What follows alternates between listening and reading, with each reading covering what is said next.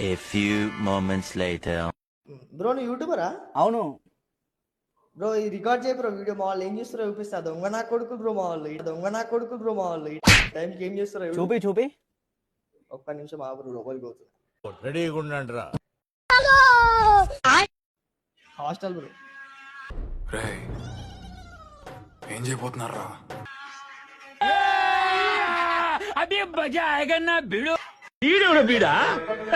పొలంలో దిష్టి బొమ్మ గుడ్డలేసినట్టున్నాడా?